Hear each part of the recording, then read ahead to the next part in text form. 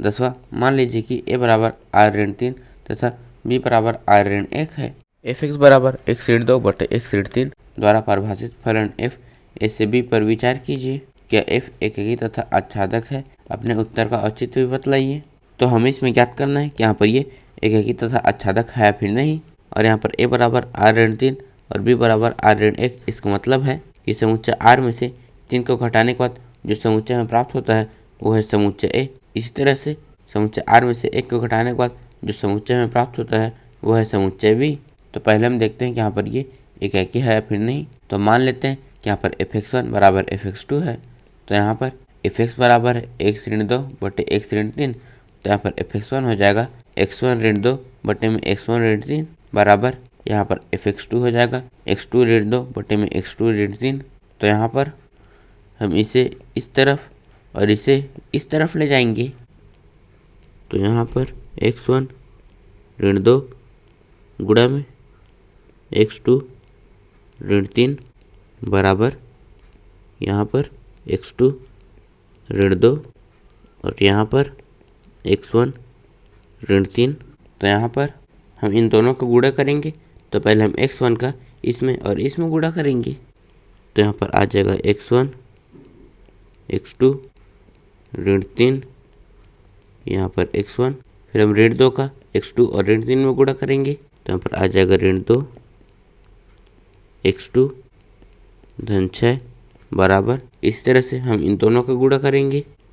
तो यहाँ पर x1 x2 ऋण 3 x2 ऋण 2 x1 धन 6। फिर इससे ये और इससे ये कट जाएगा। तो अब हम x1 को इस तरफ और x2 को इस तरफ लिखेंगे। तो यहाँ पर ऋण 3 x1 धन 2 x1 बराबर ऋण 3 x2 धन 2 x2।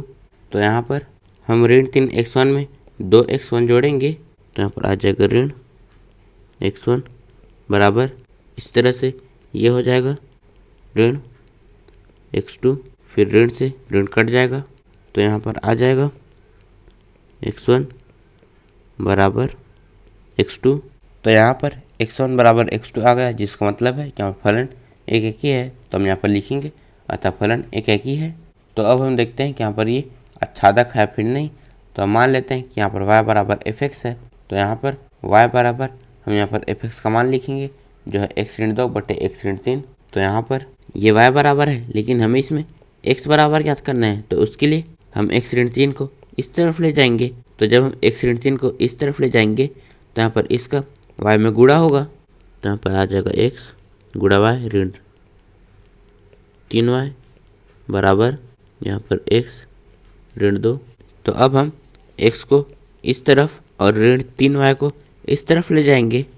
तो यहाँ पर आ जाएगा x गुणा y ऋण x बराबर यहाँ पर आ जाएगा 3y ऋण 2।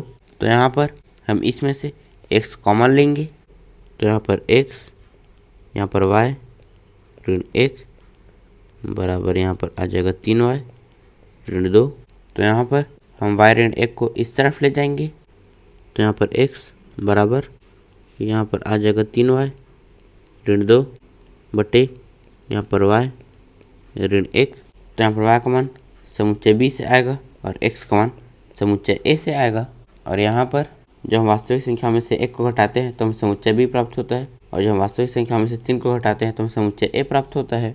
तो यहाँ पर हम इसमें y के जगह में 1 नहीं रख सकते क्योंकि वो समुच्चय b में उपस्थित नहीं है। तो हम y के जगह में 2 रखेंगे। तो यहाँ पर आ जाएगा 2। फिर हम 3 का 2 में गुणा करेंगे। तो यहाँ पर आ जाएगा 6 ऋण 2 बटे हम 2 में 1 घटाएंगे। तो यहाँ पर आ जाएगा 1 बराबर 4 बटे 1 बराबर आ जाएगा 4। तो जब हमने y की जगह में 2 रखा तो यहाँ पर x का मान आ गया 4, जो कि वास्तविक संख्या है। तो अगर y की जगह में कोई भी वास्तविक संख्या रखेंगे तो यहाँ पर x का मान भी एक वास्तविक संख्या आएगा। इसका मतलब है कि यहाँ पर सहप्रांत के प्रत्येक अवयव का प्रांत में पूर्व प्रतिबिंब विद्यमान है, अतः फलन आच्छादक है। तो हम यहाँ पर लिखेंगे सहप्रांत के प्रत्येक अवयव का प्रांत में पूर्व प्रतिबिंब विद्यमान है, अतः फलन आच्छादक है। इस प्रश्नावली के नोट्स आप नीचे डिस्क्रिप्शन में दी लिंक से डाउनलोड कर सकते हैं और ऐसी वीडियोस के लिए चैनल को सब्सक्राइब जरूर करें। धन्यवाद।